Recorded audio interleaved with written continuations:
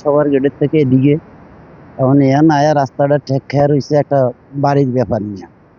এখন আমার একটাই কথা হয়েছে, আপনার এইটা দিয়ে একটা সরকারি আলট আছে 8 নং ওয়ার্ডের আর 9 নং ওয়ার্ডের, এই আলটটা দিয়া সোজা করিয়া রাস্তাটা হইয়া গেলে হাজার হাজার লোকের উপকার হইব। এটা অনেক দরকার। এখন আপাতত এন দিয়া কতটুক বাড়িঘর মনে করেন পড়ছে, এখন পরনে এরা একটু দ্বিধাদ্বন্দ্বের ভিতরে আছে, রাস্তাটা যাইতে কমে দিয়া দিব কি দিব না। এখন এটার একটা সমাধান করিয়া এই রাস্তাটা ওকে হইয়া গেলে। সেই ফোনটি আনিয়া ঠেক দিছে। এখন সামনের দিকে এটা সিডের, আমি খাড়াই রয়েছি একটা সিটের মাঝখানে, দুই পাশে জায়গার সিট আছে না, এই সিটের মাঝখানে। এখন সামনের দিকে যে যে রাস্তাটুকু হইব, সিট বরাবর যাইলে আমরা আর কোনো সমস্যা হয় না, সহজভাবে রাস্তাটা যাওয়া যায়। তারপরে কেউ যদি গর্তর পরে এটা আপনার যদি দরখাস্ত মরখাস্ত দিয়া যদি মোটামুটি এটার লাইন করণ যায়, তাহলে যাতায়াতের জন্য এই রোডটা দিয়ে অনেক মানুষের যাতায়াত চলাচল করা যায়। এই রাস্তাটা পারভেজ সোহেল কামরুল কালীবাড়ি রোডের সাংবাদিক, তারও এখানে ছিল। তাদের অনুমতি এই পর্যন্ত মনে করে তাদের অবদান দিয়া এই 8 নং এবং 9-এর এই সিট দিয়া এই চৌকিদার বাড়ি পৌঁছতে আসছে। আয়া আজ দীর্ঘ থেকে 4 থেকে 5 বছর এই রাস্তাটা সামনে যাইতে আসে না। সিটের মাঝে কিছু লোকে ঘর বাড়ি করিয়া এই জায়গাটা ব্লক করিয়া রাখছে।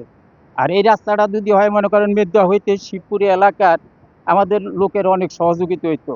মনে করেন মেডিকেলের লোক নিব যাইতে আধা মাইল ঘুরিয়া, আর নলে দক্ষিণ দিকে ঘুরিয়া, আর যদি এমনি সহজ হয় তাহলে আমাকে অতি সহজ হইতো রাস্তাটা। এটা 8 এবং 9 নম্বর ওয়ার্ডের মাঝামাঝি একটা সিট। এই সিটটা অনেক দূর। তো বিগত 4-5 বছর আগে স্থানীয় কিছু লোকজন এই রাস্তাটায় এ পর্যন্ত তাদের নিজস্ব অর্থ দ্বারা এ পর্যন্ত আমাদের বাড়ির পুকুর পার পর্যন্ত আইনা করে রাখছে। তো এখন এই সিটি দিয়ে যাইতে হইলে সিটের ডান পাশ বাম পাশ একই ব্যক্তি মালিকানাধীন জমি। এজন্য ওই একই ব্যক্তি থাকার কারণে এরা বস্তি বিগত আজকে প্রায় 50-60 বছর থেকেই এরা বস্তি স্থাপন করে আছে। সেখানে কিছু বিল্ডিং আছে, সাধারণ ঘর আছে, একটা পুকুর আছে। তো এই কারণে রাস্তাটা এখানে বাকি দিকে আর হচ্ছে না। তো প্রশাসন বা এলজিইডি বা সরকার মহোদয় যদি রাস্তাটা এখানে করতে চায় বাকি অংশটুকু, তাহলে অবশ্যই সরকারি যেহেতু সিট আছে, সিটের মধ্যে দিয়ে রাস্তা করা সরকারের অধিকার। এবং সরকার যদি ইচ্ছা করে তাদের এখানে বড় ধরনের কোনো রাস্তা করবে জনগণের সুবিধার্থে, তাহলে সাধারণ মানুষকেও পূর্ব নোটিশের মাধ্যমে জমি একর করে নিয়েও রাস্তা করতে পারে, করে। এটা সরকারের বৈধ অধিকার। তো সেক্ষেত্রে সরকার বাহাদুর যদি রাস্তা এখানে এ পর্যন্ত করা হয় আমাদের জন্য ভালো, আমরাও অনেক উপকৃত হব। এই রাস্তাটা আজকে 4 বছর হয়েছে।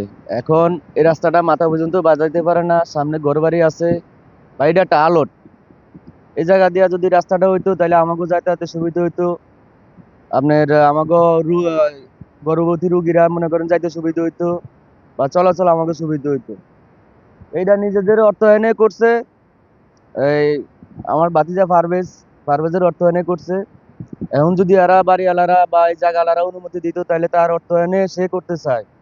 এখন তাদের কাছে মনে করেন আমরা অনুমতি চাই, সবাই গ্রামবাসী বা এলাকার সবাই চাইতেছে এই রাস্তাটা হোক, সবারই উপকার হবে। একটিমাত্র বাড়ির জন্য হাজারো মানুষের স্বপ্নের যে সড়ক, সেটি কিন্তু এখন অনিশ্চয়তায়। এই সড়কটি আজ দীর্ঘ 5 বছর ধরে অর্ধেক পথ এসে কিন্তু আর সড়কটি আটকে গিয়েছে একটিমাত্র বসত ঘরের জন্য। স্থানীয়রা বলছেন এই সড়কটি যদি পুনর্নির্মাণ হতো বা এই সড়কটি যদি তার প্রাণ ফিরে পেত তাহলে কিন্তু হাজার মানুষের উপকার হতো। মানুষের অভিযোগ যে একটিমাত্র বাড়ির জন্য এই এত বড় একটি সড়ক আটকে আছেন। আমি এখন রয়েছি ভোলা সদর উপজেলার শিবপুর ইউনিয়নের মধ্য রতনপুর গ্রামে। হাসনান আহমেদ, বাংলা টিভি, ভোলা।